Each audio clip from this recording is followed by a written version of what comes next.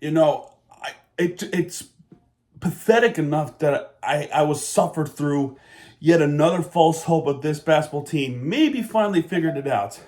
Nope. Right back to the same old cycle over and over again.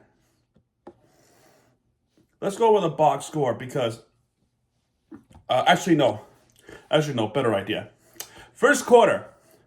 It was a great first quarter for the Miami Heat. An even better second quarter for one name, Khalil Ware. Khalil Ware, 5 blocks in the first half. 5. He has a total of 6 blocks in the game. Then late in the third quarter, he got hurt. I don't think he wound up coming back for the rest of the game. That sucks because the rim protecting would have been absolutely crucial towards the end of the game, and he was not there to help. So that sucked. Number 2, Bam Adebayo. Bam Adebayo, 30 flipping points for him. Okay, 12 for 16, including the posterizing dunk in the first quarter. So that set the tone for the Miami Heat. Things are going to look great. It's another one of those Knicks-Heat rivalry in this game to say that, yeah, I hate you that much that I'm going to kick your ass. Anyway, he scored 30 points with 7 rebounds, 4 assists, 1 steal, right? Khalil, 12 points, but those were just amazing defensive games. 6 blocks with 8 rebounds. Mitchell, 11 points with a 3, 5 for 9 field goals with 4 rebounds, 5 assists, 2 steals. Tyler Hero, 22 points for him, right? 2 for 11. Awful. 8 for 24, Kobe. 4 for 4 free throws with 4 rebounds, 7 assists. Alec Burks with 12 points with 4 for 5 and 3-pointers. With 3 rebounds, 3 assists, 1 steal. Off the bench, Duncan Robinson with a couple of threes, 2 more in the paint with 3 rebounds, 5 assists with 10 points. And then Alec Burks doing the starting role has been pretty critical with the 3-point shooting. 4 for 5. That should be great. But then of course you got the other side with Josh Hart playing out of nowhere, and of course Jalen Brunson with 31 points with 3 for 11, 3. I mean, the Miami Heat came out in the first half 45-62. 17 points, right?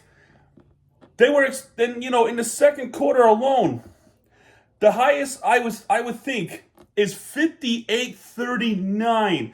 Things are looking great. Maybe we have the topic of, oh, they're back.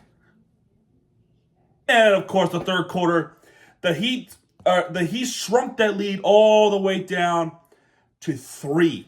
81-84. Tyler Hero does make that clutch 3-pointer. Haywood doesn't even make an effort to dive for the basketball. The Knicks challenge, the Heat challenge, it was successful. Then the Knicks challenge, that was successful. It became a jump ball. Then the game goes to overtime. Things are looking, it was looking okay. And then things will look grim. Their first lead of the game, the Knicks, came in the fourth quarter. The first lead of the game came in the fourth quarter. The fourth quarter with 2:58 left of the game. 101-100 with Miles McBride tipped a pull-up jump shot. That was the first lead of the game. The game went to overtime with 105. And of course, Brunson would end the game for the Knicks and Josh Hart. And then Bam's wasted 30-point performance has gone to waste. But that's not the point here. My point here, what's so frustrating about this Miami Heat team, and I'm not kidding you when I tell you this, I'll say it again. This team is capable of playing good basketball. They are capable. Do they choose to do it sometimes? Probably not, because this might be a good Knicks team. You had a 19-point lead, bro. How is this happening? Oh, my God.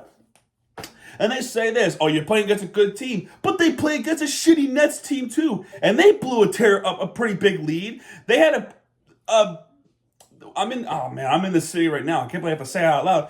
We had a 26-point lead against the Magic. And you gave up, and we only scored 8 points in that game against the Magic. And losing that game in one of the worst blown leads I've ever seen as a disprivilege of being a Heat fan. This is another one, man. This ain't the point here. Why can't we close the game? Why can't... I mean, look at this. Best defensive game ever against the Lakers, right? I'm going to bring up the Lakers because at this moment right now, in this time, the Lakers are 38-21. You had the best defensive game in this season against the Lakers. Okay, let's see. Let me go back with that game. And I bring up the Lakers to make a comparison and to make an example, okay? Because this is a good Lakers team. We held them to 93 points. That may not sound like a lot, but then we scored 134 points against the Lakers back in December. That was when the Heat was hot.